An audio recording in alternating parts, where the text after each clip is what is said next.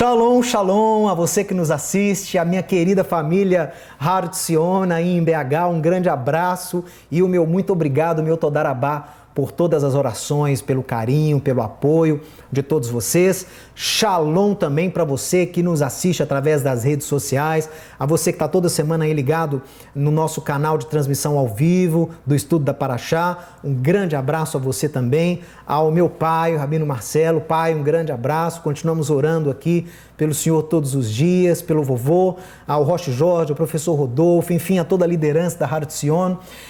Nós estamos aqui, eu estou aqui desde Dallas, dos Estados Unidos, onde eu vim fazer alguns cursos e espero em breve voltar para abençoar grandemente a sua vida. E eu quero já avisar que todo primeiro sábado do mês, com a graça e permissão do Eterno, eu estarei enviando o estudo da Parashá da semana e ele será mostrado então aí ao vivo no sábado para todos vocês. Então fique atento. Todo primeiro sábado, Shabat do mês, eu vou estar entrando no rodízio aí com os nossos irmãos da Har Tzion e ministrando também uma porção da Torá. Isso para mim é uma alegria muito grande e muito obrigado por deixar com que eu participe, porque isso faz parte da minha vida, o meu ministério é minha vida é meu ministério, então eu preciso estar envolvido de alguma forma, não só o envolvimento que eu já estou tendo aqui com congregações judaico-messiânicas locais, mas também com a minha família aí na Har Tzion e para todos e com todos os irmãos que acompanham o Ensinando de Sião. Bom, pessoal, a gente não tem muito tempo, eu quero começar já chamando sua atenção para a Parashá dessa semana. Dê uma olhada aí na tela, que é a Parashá Kitavó, Deuteronômio, Devarim, capítulo 26, verso 1 até 29, verso 9, Haftará impressionante de Yeshayahu, Isaías, capítulo 60, e Brit Hadashá de Yohanan, João, capítulo 13 ao 15, 27. Bom, pessoal, essa Parashá vai falar de alguns assuntos, as famosas maldições da Torá, quando o apóstolo Paulo nos diz que Yeshua, o Mashiach, nos resgatou das maldições da Torá, ele se refere especificamente ao texto dessa Parashá, onde o Eterno enumera não só as bênçãos oriundas da obediência, mas como as maldições como consequência da desobediência. Então, em Yeshua, no sacrifício de Yeshua no madeiro, o Eterno orquestra uma obra redentora e remissora, na qual toda a dívida que era contra nós, porque vivíamos em pecado e a lei delimita o que é pecado, então nós tínhamos dívida de pecado diante do Eterno. Em Yeshua, quando nós nascemos de novo no seu poder da sua ressurreição, essa dívida que era escrita contra nós, que estava determinada através da Torá, ela é cancelada. Então não é a Torá que é cancelada, nem são as maldições que são canceladas, mas são as maldições aplicadas à nossa desobediência, essas sim são canceladas no Mashiach. Então isso que significa Cristo vos resgatou da maldição da lei. São essas maldições que você pode ler aí a partir do capítulo 26 aí de Deuteronômio. Então nós vemos que Yeshua ele nos resgata dessa maldição contida na Torá para os desobedientes à lei de Deus. A lei de Deus é santa, perfeita, justa e boa. Atestaram os profetas de Israel, atestou Yeshua, atestou o Rabino Shaul, o apóstolo Paulo. Então a questão não é em relação à Torá ser anulada ou não, porque Yeshua deixou claro que não veio anular de forma alguma, mas as maldições para os desobedientes, elas são anuladas em Yeshua. E agora você pode viver em obediência e receber as bênçãos oriundas desta obediência à Torá do Eterno. E essas bênçãos também estão listadas aí na Parashá de Devarim, Deuteronômio Kitavó. Bom, pessoal, é claro que eu morando aqui no Texas, nos Estados Unidos, eu sempre gostei da história americana. Eu sempre fiquei muito interessado em aprender os ideais que levaram com que esses primeiros pioneiros, peregrinos, viessem para cá, da Inglaterra e de outras partes da Europa e do mundo, e quais foram os princípios, quais foram os ideais que moldaram a formação dessa nação. Então, quando eu estava preparando aqui para falar para vocês sobre a Parashá Kitavó, veio em minha mente aqui um pouco desses ideais que formaram essa nação no século XVIII. Então, desde a sua independência, Os Estados Unidos, eles tentam viver, eles tentam fazer dessa nação aqui uma materialização daqueles sonhos e ideais que esses patriarcas da nação norte-americana possuíam. Eu quero chamar a sua atenção, dê uma olhada aí na tela para essa foto que eu vou mostrar para você. Esse é o Memorial Lincoln, né, feito em memória do presidente, 16º presidente americano Abraham Lincoln, e ele se encontra lá em Washington, na capital americana. É um memorial muito bonito, e lá dentro, veja só, há uma estátua do Lincoln, e essa estátua é bem grande. Eu coloquei aí a foto de um sujeito limpando aí para você ter uma ideia da proporção, né, de ter uma referência do tamanho, que realmente marcante, é uma escultura impressionante.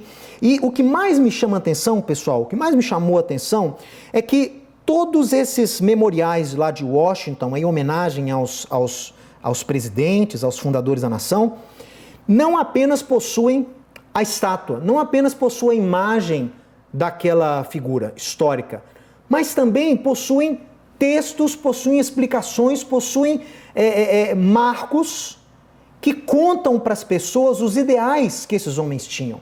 Quais eram os ideais? Por que eles estão sendo homenageados ali? Qual foi a contribuição, quais foram as contribuições desses homens para a formação da nação americana? Então, em especial, no Memorial do Lincoln, nós temos, dos dois lados, partes do seu discurso. Aliás, é o discurso completo, de ambos os lados. Então, de um lado, nós temos aí o Gettysburg Address. Então, foi o discurso do Lincoln lá em 19 de novembro de 1863. Ele estava dedicando um cemitério para os soldados, estava em plena guerra civil americana, lá na Pensilvânia, e ele então faz esse discurso que se torna famoso, né? E eu pus um trechinho dele aqui para você. Muitos de vocês já até ouviram e vão se recordar dele. Que estes mortos não tenham morrido em vão, que essa nação sob Deus tenha um novo nascimento de liberdade e que o governo do povo, pelo povo e para o povo não pereça da terra. Então a gente vê, né, eu tenho certeza que você já ouviu pelo menos falar essa expressão que foi cunhada pelo Lincoln, onde ele ali, prestes ao término da guerra, os Estados Unidos totalmente quebrado, a economia muito prejudicada pela guerra, a guerra já se estendia há alguns anos, então havia muito pouca esperança das pessoas que o presidente conseguisse reerguer a nação e reunir a nação. Você tinha os confederados, os estados da União, né, os separatistas, então muitas mortes, e foi a pior guerra americana, foi um dos piores momentos da história americana, e o Lincoln que estava então conduzindo a nação, ele dá esse discurso tremendo, onde ele afirma aí essa esperança de que a nação possa reviver, possa renascer para uma nação livre e que o governo que seja estabelecido do povo, pelo povo e para o povo, e que esse governo jamais seja retirado, né, seja extinto da face da terra. Pessoal, se você vai para o outro lado, então, desse Memorial do Lincoln, você vai ver o segundo discurso, quando ele inaugurou o segundo mandato dele como presidente, ele fez um discurso inaugural fantástico, e esse discurso foi em 4 de março de 65, o discurso está todo aí, olha para você ver essa foto, tremendo isso, né? Eles colocaram um discurso todo num tamanho gigantesco para ficar ali marcado, né? Para ficar ali marcado o legado do presidente Lincoln, e eu vou citar um pedaço dele aqui para você. Ele diz: esperamos sinceramente, oramos com fervor que este poderoso flagelo da guerra possa logo passar, mas se Deus quiser que ele prossiga até que todas as riquezas acumuladas por 250 anos de trabalho forçado do escravo desapareçam, e que cada gota de sangue arrancada pelo açoite seja paga por outra gota arrancada pela espada, ainda assim deve-se dizer que verdadeiros e justos são os juízos do Senhor, como foi dito há 3.000 anos. Então Lincoln faz uma menção aqui à Torá, faz uma menção aqui a Tanar, e isso é muito importante. Nós vemos que a esperança daquele presidente era a extinção da guerra, e ele lutou, ele foi o presidente que é atribuído a ele a abolição da escravatura nos Estados Unidos. Então isso geralmente é tido como o estupim da guerra, o motivo central, né, daquela guerra civil americana, o Sul sendo o estado mais escravagista e o Norte lutando pela abolição da escravatura. Então o Lincoln ele vem ali defendendo, levantando a bandeira da liberdade, da abolição completa da escravatura, e é claro que isso geraria um gap econômico gigantesco nas nações agrárias do Sul, mas ele permanece firme, ele assume a guerra, ele fortalece os exércitos da União para acabar com a guerra, visando a liberdade da população escrava. Então ele fala, será que oramos com fervor para que Deus nos ajude a extinguir essa guerra o mais rápido possível? Mas se Deus quiser que cada gota de sangue derramada pela escravatura seja paga agora com uma gota de sangue de guerra, que assim seja, porque justos são os preceitos do Eterno. Então, realmente ganhou aí, o presidente Lincoln é uma pessoa que eu admiro muito, um estadista realmente digno de ser estudado e de se aprender através dele. E ele nos mostra, nos exemplifica um dos preceitos da nação norte-americana. A nação norte-americana é uma nação que constituímos de uma sociedade de aliança. Não é uma sociedade tradicional, é uma sociedade de aliança, onde nós vimos aqui que nos memoriais, em memória à formação da nação, há os ideais, não há apenas as pessoas. Há também os ideais, os princípios, os valores, a moral que esses homens apregoavam e deram a sua vida por eles. O presidente Lincoln foi morto, né? Dias depois desse discurso, desse segundo discurso inaugural, ele foi morto. Por que ele foi morto? Por causa dessa premissa, né, de liberdade dos escravos, né? Então, deram sua vida por esse ideal, deram sua vida para uma nação livre. Liberdade. Então, quando as pessoas visitam esses memoriais, elas têm a noção, têm o conhecimento, não só do personagem, da figura histórica, mas daquilo que eles defendiam e por que eles deram a sua vida por aquilo. Para quê? Para que as pessoas de hoje, para que os americanos de hoje, para as pessoas que vêm morar aqui hoje, saibam onde estão. Saibam o que foi necessário para que elas tivessem hoje interesse de vir para cá. Saibam o sangue derramado, o esforço dedicado para que essa nação fosse considerada uma nação de oportunidades, uma terra de liberdade. Então, isso caracteriza uma sociedade de aliança, ou seja, há uma aliança de valores, de princípios, de ideais que são reforçados e passados a cada geração para que os ideais dos fundadores estejam vivos em cada época da nação americana e sejam atuais.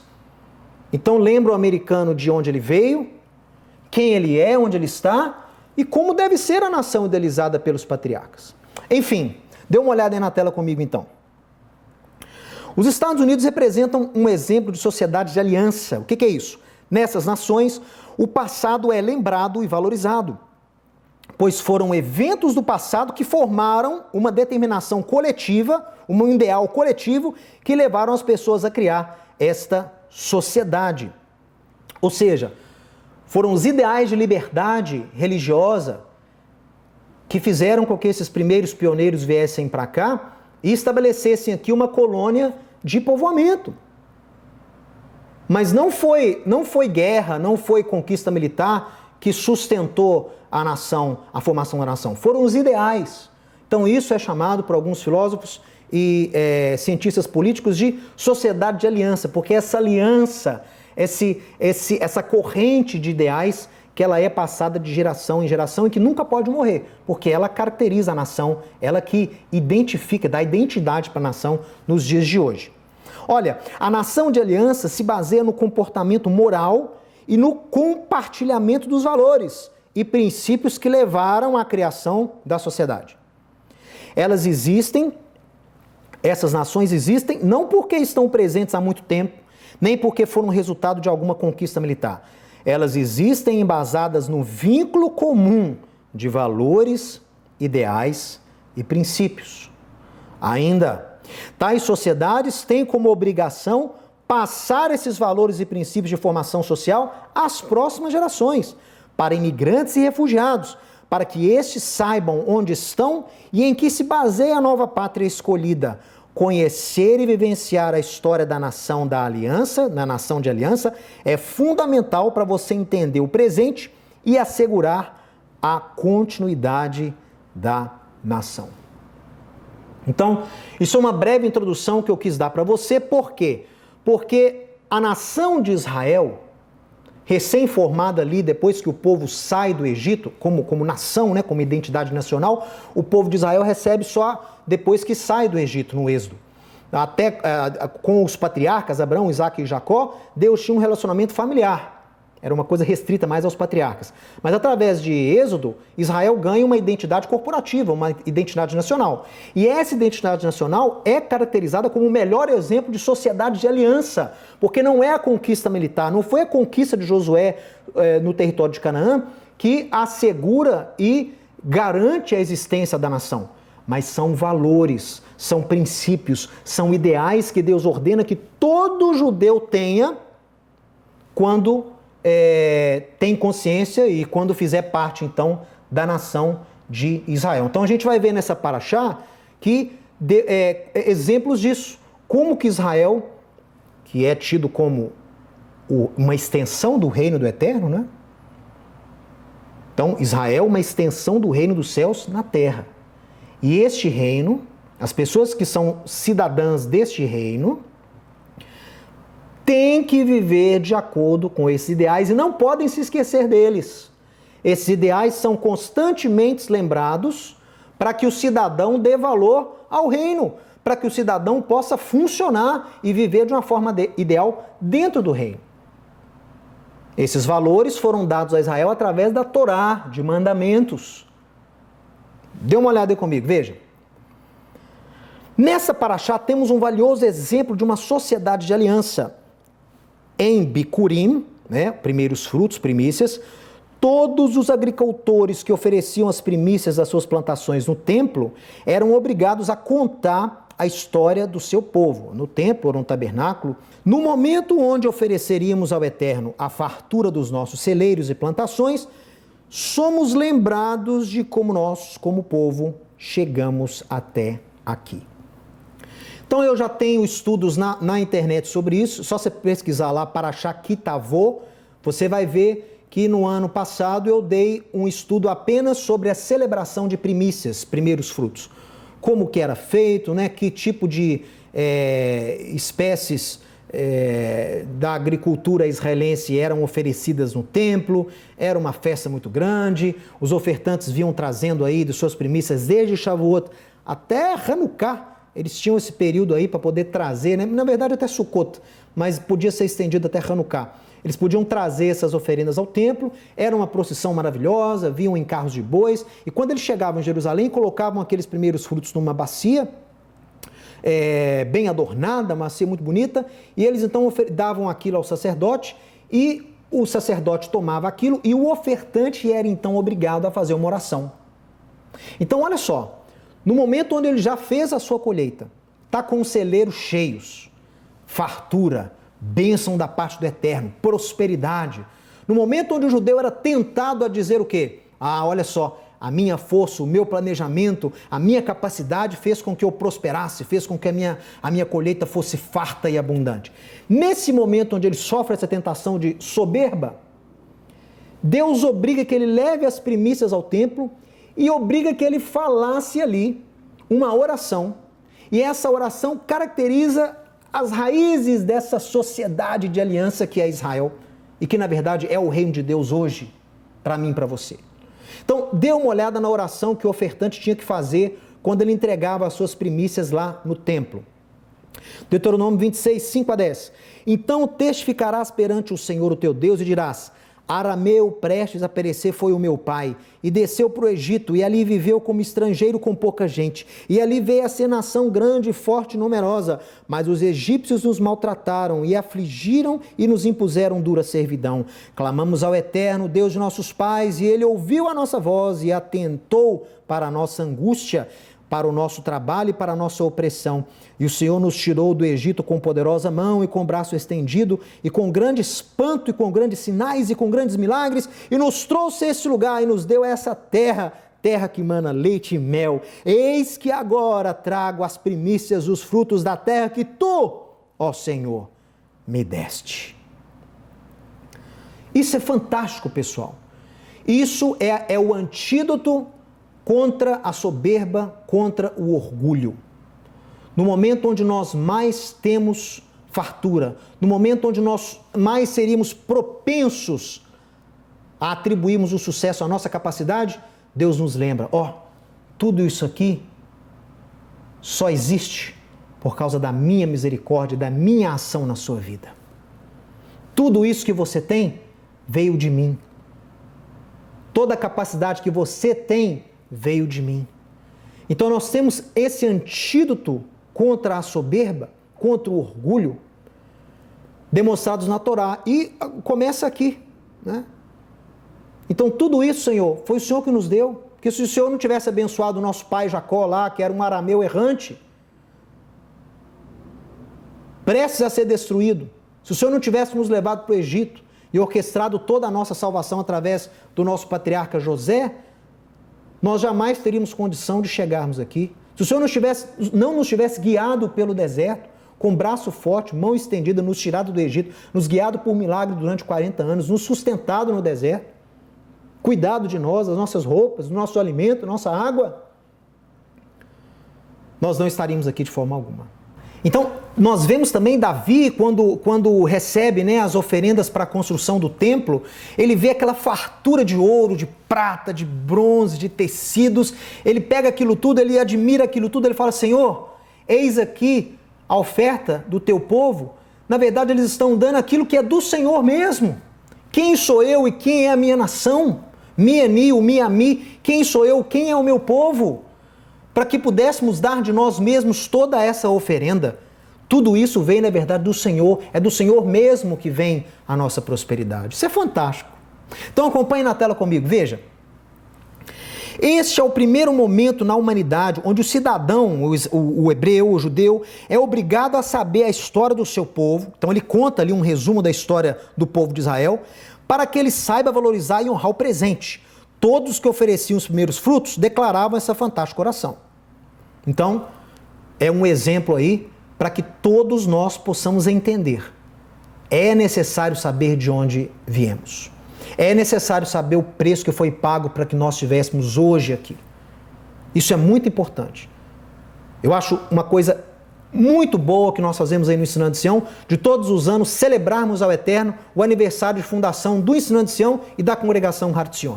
E eu admoesto a você que nos acompanha pela internet e você que acompanha aí, que está frequentando agora a Har Etzion, se você não sabe a história do Ensinando de Sião, procure saber. Procure saber os anos de luta, os anos de plantio, os anos de investimento, os anos de dedicação ao Eterno, de busca de espiritualidade, de visão, de direção. Procure saber o preço pago até hoje. Procure saber todas as lutas que já tivemos, porque a pessoa que entende a história, a pessoa que entende o que a gente passou para estarmos aqui hoje, valoriza mais onde está, dá mais valor não só à sua liderança, mas ao organismo de congregação, né? Então, isso é muito importante, e é o exemplo da Torá. O judeu tem que saber a história de Israel para fazer parte do reino de Israel, para ser cidadão do Estado de Israel. Aqui a imagem da Torá. A pessoa tem que saber. A pessoa tem que saber onde está morando. A pessoa tem que saber que tem valores, tem ideais, tem princípios que regem essa sociedade, que sustentam essa população. Mas enfim. Israel não tem mais templo nos dias de hoje. Apesar disso, todos os anos, nós declaramos a oração lá de Deuteronômio 26 durante o Seder de Pêssar, o Seder de Páscoa. Nossa história é revivida e se converte em memória, sendo esta preservada através das gerações. Os rabinos falam por que eles colocaram essa oração lá do arameu errante foi meu pai prestes a perecer durante o Seder da Páscoa. Todos os anos nós cantamos isso na Haggadah. Porque isso nos faz lembrar O que Israel passou para hoje ser considerado o povo de Deus? E faz o judeu valorizar mais o seu status de povo do Eterno. Então o que eles falam? Que é necessário todo judeu reviver o ato do Pêssar, do Êxodo, como se ele mesmo estivesse saindo do Egito há 3.500 anos. Quando você revive a história, você cria memória. Por isso que Deus estabeleceu festas, Moedim, para Israel e para os seus povos que foram enxertados em Israel através do Mashiach. Por isso que essas festas não são exclusivas ao judeu, mas sim foram dadas ao povo de Deus, a Israel. Por quê? Porque essas festas revivem a história de Israel. Pêssar, Shavuot, Sukkot, Hanukkah, Purim. Essas festas revivem a história de Israel. E quando você revive uma história, quando você revive aqueles acontecimentos, isso vira memória para você. E você passa isso para os seus filhos, para que eles deem valor à fé. A fé tem que ser valorizada. Meus irmãos, nós vivemos em momentos, em dias hoje, e eu digo isso principalmente baseado no que eu estou vendo aqui nos Estados Unidos, onde as pessoas declararam guerra à memória dos filhos de Deus. As pessoas declararam guerra à lei de Deus. As pessoas declararam guerra aos valores, princípios e à moral que sustentam hoje sociedades baseadas na Bíblia. As pessoas não querem interferência de Deus, não querem saber da lei de Deus. E são essas leis que sustentam a sociedade, o mundo como nós conhecemos hoje. Por isso que eu urge que o povo de Deus, não só os judeus, mas a chamada igreja da incircuncisão, né, a igreja das nações, essas pessoas têm que entender que quando elas fazem parte de Israel através de Yeshua, elas têm que herdar as heranças do cidadão. Elas têm que passar a viver como cidadãos. O cidadão tem dever de conhecer a história do seu povo. O cidadão tem dever de viver de acordo com as leis do seu povo. Nós temos que apregoar a lei de Deus a cada dia. Onde o mundo começa a apregoar contra, nós temos que apregoar a favor. Então pense nisso. Eu sei que está chegando agora aí, época de eleição, né, do nosso país, uma época muito importante para todos nós, para o futuro da nossa nação. Pense nisso. Não há homem perfeito, mas pelo menos tente identificar aquele que apregou valores, princípios e a moral das Escrituras, da Torá, do povo de Deus. Porque é isso que nos mantém de pé como nações. Se você tira a lei de Deus de qualquer sociedade, você estará aberto à anarquia, ao caos. E ninguém quer ver isso, nem nos nossos dias, nem para os nossos filhos ou netos. As sociedades de alianças não são definidas pela raça ou pela origem dos seus cidadãos. Elas são baseadas nos valores morais que as sustentam, em especial na obediência às leis que regem a sociedade. Essas sociedades são abertas a todos aqueles que juram lealdade e obediência a essas leis. Estes devem fazer da história da nação a sua própria história. Pessoal, esse é o trunfo, esse é o ápice da mensagem de hoje. Você que não é judeu, através de Yeshua, as heranças dadas a Israel passam a ser compartilhadas também com você. Você não tira deles e toma para si, você compartilha com eles. Então, a Bíblia deles passa a ser a sua Bíblia, o Deus deles passa a ser o seu Deus, o Mashiach deles passa a ser o seu Messias, os profetas deles passam a ser os seus profetas, os reis de Israel passam a ser os seus reis, os patriarcas de Israel passam a ser os seus patriarcas. E Paulo nos ensina isso de uma forma induvidável lá em Gálatas capítulo 3. Em Yeshua, Abraão é seu pai na fé. Você é filho de Abraão mediante a fé. Você passa a ser membro da família de Deus. Deus não vai ficar distinguindo, né? Ah, você é judeu, você não é judeu. Não, não há distinção. Todos em Yeshua, o não-judeu faz parte da família de Deus. Deus não vê, quando olha para a pessoa, Deus não vê essa distinção. Ah, se é judeu, ele pode fazer parte do reino. Se não é judeu, não pode ser cidadão. Não, em Yeshua, todos podem ser cidadãos. Até o judeu, que às vezes nasceu com o passaporte, mas não está vivendo de acordo com as leis do reino. Então não adianta. Está fora também. Então não basta, né? Por isso que Paulo fala em Efésios 2, a gente vai ver daqui a pouco. Yeshua pregoou o shalom, a plenitude, a paz para os de dentro e para os de fora. Não basta ser filho de Abraão, tem que andar nas pegadas de Abraão. Bom, o reino de Deus, então, se torna o maior e melhor exemplo de uma sociedade de aliança.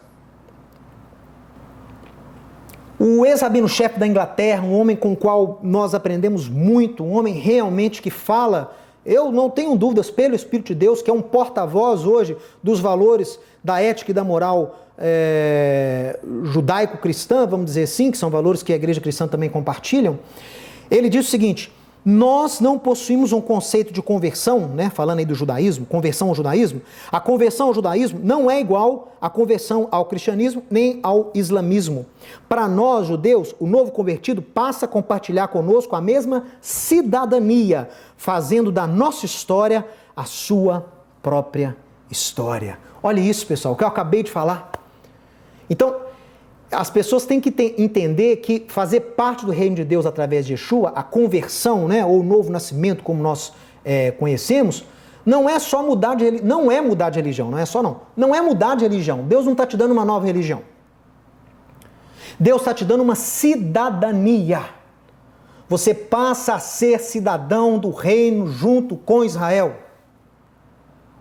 Você ganha uma nova história, e essa história de Israel deve passar a ser a sua história.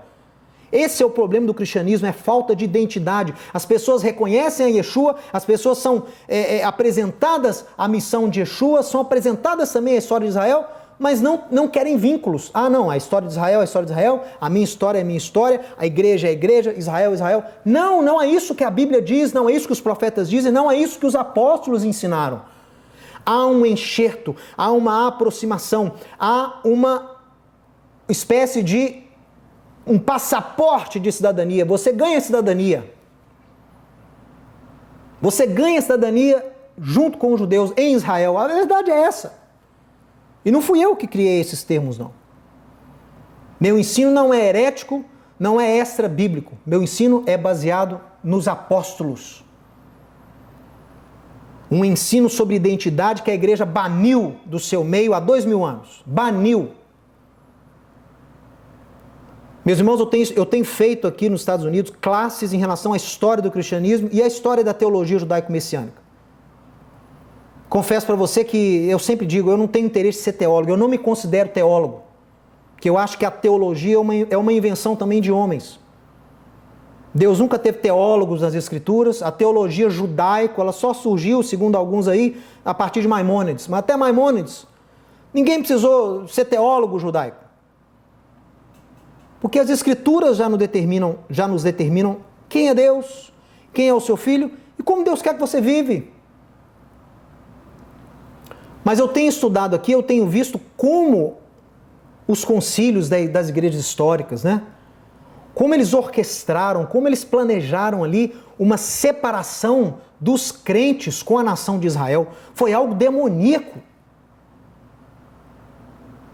Ao mesmo tempo que explicavam a natureza de Deus, o seu Filho e do Espírito, negavam Israel, proibiam os crentes celebrarem o Shabat, proibiam os crentes celebrarem Pessah, proibiam o cristão de expressar qualquer tipo de judaísmo na sua fé, proibiram os cristãos de se alegrarem no sábado, de celebrarem o sábado, proibiram os cristãos de descansar no sábado, mudaram o dia do Eterno, mudaram o quarto mandamento, mudaram as festas de Deus, mudaram a interpretação das Escrituras, mudaram a identidade do Filho de Deus. Isso foi demoníaco. E hoje a gente vê o resultado desse distanciamento. Pessoas que não se consideram parte de Israel. Ah, mas eu não sou judeu. Você é judeu, essas coisas fazem sentido para você. Eu não sou judeu. Por que eu tenho que estudar a história de Israel? Por que eu tenho que celebrar a festa? Por que eu tenho que me interessar, preocupar com o Shabat? Porque você faz parte da nossa família, meu amado. Porque você faz parte do reino de Deus. Porque você é concidadão conosco. Nas promessas e alianças que Deus tem conosco, como judeus. Yeshua pagou um preço muito alto para te fazer concidadão. Não despreze esse seu passaporte divino. Olha, A Torá foi revelada por Deus a Israel para estabelecer um povo como a sua propriedade peculiar, Amsegula, uma extensão do seu reino na terra. Os cidadãos desse reino devem guardar os valores e ideais do reino, demonstrado por Deus através de mitzvot, mandamentos. Qualquer cidadania é atrelada à obediência às leis que regem a nação. Qualquer um que atesta ser cidadão, mas nega a existência ou aplicabilidade das leis da nação, despreza, abandona e coloca em risco a sua própria cidadania. Isso é lógico. Eu sou cidadão brasileiro e eu não ligo a mínima para as leis da Constituição? Então você está no lugar errado. Eu sou cidadão italiano, eu sou cidadão americano e não me importo com as leis que regem a sociedade americana? Você está no lugar errado. Eu sou cidadão do reino de Deus, eu sou sacerdote embaixador do reino e eu não me importo com as leis que regem o reino? Você está no lugar errado. Você está desprezando o preço pago para que você pudesse se tornar um cidadão. Você está desprezando a obra de Deus através do seu ungido. Olha aqui. Agora, pois, se diligentemente ouvirdes a minha voz e guardares a minha aliança, então vocês vão ser minha propriedade peculiar dentre todos os povos, porque a terra é minha. Vós me sereis reino de sacerdotes, Mamlechet Kohanim, e Goi Kodesh, nação santa. São essas as palavras que falarás aos filhos de Israel. Então, olha aí, se ouvir a voz e guardar a aliança, aí você vai ser propriedade, membro do reino do Eterno. Esses valores devem ser abraçados não apenas pelo cidadão natural, mas por todo aquele que busca ter a cidadania do reino. A entrada no reino é algo sobrenatural, pois ela é obtida mediante a ação do rei. Mas, uma vez no reino, você deve passar a agir como cidadão do reino. Estão entendendo? A entrada no reino é sobrenatural. Eu não compro a entrada no reino. Eu não posso entrar ilegal no reino e ficar lá e esperar ser legalizado. Desculpa, morando aqui nos Estados Unidos, não tem como não falar disso. Você não pode fazer isso no reino de Deus. Você está fazendo isso nos Estados Unidos, está fazendo isso na Europa. Mas aqui não. No reino de Deus, não. Você não pode entrar ilegal. Não pode entrar por outro país, você não pode entrar pela Jordânia. Não pode entrar, não tem outro caminho, o caminho é um só. Eu sou o caminho, a verdade e a vida. Ninguém chega lá ao Pai senão por mim. Yeshua é o caminho. Só pode fazer parte do reino pela obra dele, ok? Quero deixar isso claro aqui. Mas uma vez recebida a obra de Yeshua e você entrou no reino, agora você tem o quê? Responsabilidades. Agora você tem deveres, direitos, obrigações e bênçãos, e herança, e aliança. Olha só o que Paulo explica lá em Efésios capítulo 2. Portanto, lembrem-se vocês gentios que vocês estavam sem o Messias, separados da comunidade de Israel, quando vocês não tinham o Messias, estranhos às alianças da promessa, não tendo esperança e sem Deus no mundo. Mas agora, em Yeshua, vocês que estavam longe de Israel, eu só estou aplicando aí para você a gramática textual. Vocês estavam longe de Israel, foram aproximados à comunidade de Israel pelo sangue de Yeshua. Não é aproximados a Cristo, é Cristo aproxima vocês ao reino, à comunidade de Israel, da qual vocês eram separados. Porque Yeshua é a nossa paz, o qual de ambos fez um, e tendo derribado a parede, o muro da separação que estava no meio, a inimizade que existia entre judeus e não judeus, aboliu na sua carne, no seu sacrifício, a lei dos mandamentos na forma de dogmas. Não está ele aqui se referindo à Torá, está se referindo a leis de homens que separavam o não judeu do judeu. Esse muro da separação era um muro que circundava o templo, evitando o gentio de adorar a Deus. Então, Paulo faz alusão a esse muro e está explicando. Em Yeshua não tem essa separação. Por que Yeshua aboliu essa separação e destruiu esses dogmas de homens? Para que dos dois criasse um novo homem. Lembrando que esse novo homem é cidadão de Israel. Ele faz parte da comunidade de Israel. Não é um novo homem sem identidade. Não é um novo homem gentílico. Toda a teologia do novo homem Adam Hadash, esse novo homem é judeu. Ele não é gentio, porque ele faz parte da comunidade de Israel. É só você ler o início do capítulo. Aliás, o início do texto que eu pus aqui a partir do verso 11 de Efésios 2. Então o pessoal fala comigo, tem que parar com esse negócio de judeu, gentil, porque Paulo fala que é um novo homem, uma nova família. Não, não é uma nova família. Não, não é um novo homem como se ele não tivesse pátria. É um novo homem que está em Israel. É um novo homem que faz parte de Israel. Porque a Israel você foi aproximado. É só ler o texto.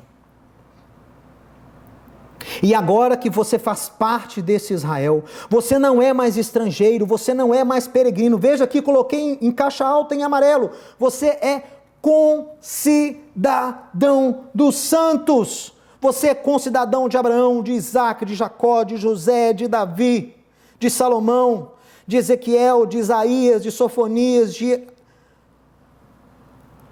do povo de Israel, dos santos de Israel, das pessoas que Deus usou ao longo da história para trazer a sua palavra e vontade ao mundo. Você é concidadão e você é família de Deus. Você é edificado, não no sangue, porque você não nasceu judeu, mas você é colocado lá através do fundamento dos apóstolos, dos profetas, baseado nas promessas que Deus deu aos profetas que seria anexado a Israel um novo povo. E através de o próprio Yeshua sendo a pedra angular. Isso é maravilhoso, pessoal. A cidadania nessa sociedade de aliança do reino de Deus. O que a gente tem que apregoar hoje é que não tem só bênção, não, mas tem responsabilidades e deveres que todo cidadão desse reino tem que ter. E esses deveres e responsabilidades estão contidos na Torá e devem ser aplicados novamente ao corpo de Yeshua, à sua Kahal, à sua igreja, chame como você quiser. Não existe igreja sem lei, não existe evangelho sem Torá. Um exemplo disso é a decisão apostólica lá em Atos capítulo 15. Conferem com isso as palavras dos profetas, como está escrito, cumpridas essas coisas, voltarei e reedificarei o tabernáculo caído de Davi, Amós 9, e levantando das suas ruínas, vou restaurá-lo. E aí com o Israel, o tabernáculo de Davi, a missão sacerdotal de Israel restaurada, Israel vai poder buscar as demais nações, sobre as quais tem sido invocado o meu nome, que faz essas coisas, diz o Senhor Deus. Então, Pedro está dizendo o seguinte: a preocupação de Israel tem que ser de implantar o reino de Deus na terra. Anunciar o evangelho anunciado aos patriarcas de Israel, Romanos capítulo 1. Eu vos anuncio o evangelho anunciado primeiramente a nossos pais. Esse mesmo evangelho judaico tem que ser pregado, que Yeshua pregou, tem que ser anunciado às nações. E não preocupe você, judeu, crente em Yeshua, quando ou se as nações estão guardando a Torá hoje ou não, como deveriam guardar. Porque a profecia foi dada lá em Amós. Deus mesmo vai restaurar a missão sacerdotal de Israel. Israel vai ser luz e vai alcançar essas nações para Deus. E vai aproximar essas nações ao reino de Deus da forma correta. A profecia em Isaías foi dada. As nações vão querer subir a Israel para aprender da lei de Deus. E não para fazer comércio nem marchar na rua, mas para aprender a Torá. Está escrito lá em Isaías 2, 2, 3. Está profetizado, vai acontecer. Até lá, deem para esses gentios um mínimo, para que eles possam ter uma ideia das bases da sociedade do reino. E deixe com que eles aprendam no seu próprio ritmo. Pelo que julgo eu, não devemos perturbar aqueles que dentre os gentios se convertem a Deus. Mas vamos escrever que eles, olha aqui, lei do reino, hein? Lei para o cidadão, lei básica para o cidadão, cartilha básica. Se abstenham de tudo que é considerado idolatria, comida contaminada, adoração a ídolos, viu? Tudo que é considerado idolatria, relações sexuais ilícitas, adultério, defraudação, promiscuidade sexual, tudo relacionado à promiscuidade sexual. Que eles se abstenham de carne de animal sufocado, isso aqui é sangue, o elemento sangue, você não pode ingerir sangue, não pode ter contato com sangue, porque sangue é algo que contamina fisicamente e espiritualmente o homem, e você não pode ter contato, envolvimento com assassinato, sangue aí quer dizer assassinato, físico ou assassinato da moral de alguém. Quem fala mal do irmão, assassina o irmão. Ok? Premissas básicas. Olha o que ele fala em seguida. Porque Moisés tem em cada cidade, desde os tempos antigos, os que o pregam nas sinagogas, onde ele é lido todos os sábados. Em outras palavras, esse é o mínimo, essa é a cartilha de comportamento mínimo que vocês têm que ter uma vez cidadãos do reino. E, como todo bom funcionário, como todo bom cidadão, busque aprender mais sobre o reino no qual você foi inserido. E eles dão a dica. Moisés está sendo ensinado aí. As sinagogas estão ensinando. E hoje você já tem a dádiva de ter sinagogas de judeus, discípulos de Yeshua, como a Har Tzion. Venham a Har Tzion, acessem os nossos vídeos, aprendam a Torá conosco. Porque nós temos o interesse de ensinar a Torá para vocês da forma correta e da forma apostólica. A Torá de Yeshua, a Torá dos apóstolos, a Torá de Moisés. A Torá como Yeshua, como os apóstolos ensinaram as nações. É essa a Torá que a gente ensina para você. Não ensina a Torá para você de uma forma legalista, não ensina a Torá para você da forma retrógrada, não ensina a Torá para você de uma forma primitiva e ignorante. Ensinamos a Torá espiritual, a lei de Deus, a lei da liberdade, que Tiago atesta, irmão de Yeshua. Ensinamos para você a Torá dos apóstolos, a doutrina dos apóstolos, de Atos capítulo 2. A Torá que vai abençoar a sua vida, a Torá que vai te ensinar a viver no reino. Aprenda com o judeu messiânico. Fica o pessoal aí buscando, assistindo, fica o dia inteiro na internet assistindo só lixo. Aí a cabeça enche de dúvida, enche de questionamento, por quê? Porque tem se alimentado com água, tem bebido de fontes com águas contaminadas. Aproveite, associe-se, relacione-se com o judeu, discípulos de Yeshua. Mas com o judeu mesmo, né, gente? Não é todo mundo que usa barba aí e veste de preto que é judeu, não. Saiba discernir, saiba avaliar, saiba criticar. Seja crítico. O mundo exige que você seja um pouco mais esperto. O mundo exige que você tenha um pouco mais de discernimento para viver como servo de Deus. Por favor. É a maravilha de sermos cidadãos do reino. De termos a liberdade. Olha que os apóstolos não proíbem, eles permitem. Eles não impõem, mas eles não proíbem. Vão aprender no ritmo de vocês, de uma forma saudável. Aprendam como funciona o reino de Deus. Aprendam o que é ser concidadão com os judeus na comunidade de Israel. Efésios 2. Vai aprender a viver como um novo convertido de Efésios 2. Se guardares os meus mandamentos, permanecereis no meu amor. E Yeshua fala, assim como eu guardo os mandamentos do meu Pai. Meu irmão, se até Yeshua tem mandamento e obedece, quem é você para viver numa era que não tem mandamento? E quem vive no mandamento do seu Senhor, permanece no amor do seu Senhor. Yeshua falou, eu guardo os mandamentos do Pai e por isso permaneço no amor do Pai. E o meu mandamento é esse, que vocês amem uns aos outros, assim como eu vos amei. Ninguém tem maior amor que esse, dar a alguém a própria vida em favor dos seus amigos. Pois vocês são os meus amigos, se fazem aquilo que eu vos mando. E um dos mandamentos de Yeshua, não vem falar você que o mandamento dele é só isso não. Yeshua mandou só amar. Amar a Deus sobre todas as coisas e amar o próximo como a si mesmo. É verdade, esse é o maior dos mandamentos. Mas Yeshua também mandou não cancelar a lei. Yeshua mandou não tirar nem um iud, nem um tio da lei até que passem céus e terra. Yeshua mandou dar ouvido aos escribas e aos fariseus, Mateus 23, porque eles se assentam na cadeira de Moisés. Você não pode imitá-los na sua hipocrisia. Você deve valorizar o seu ensino. E Yeshua falou que Moisés e os profetas falam a respeito dele, que nós temos que ouvir Moisés e ouvir os profetas, porque eles falam, eles anunciam sobre a identidade de Yeshua. Você tem guardado os mandamentos de Yeshua? Somos amigos dele se fazemos aquilo que ele nos manda. Permaneceremos no amor dele se obedecermos aos seus mandamentos.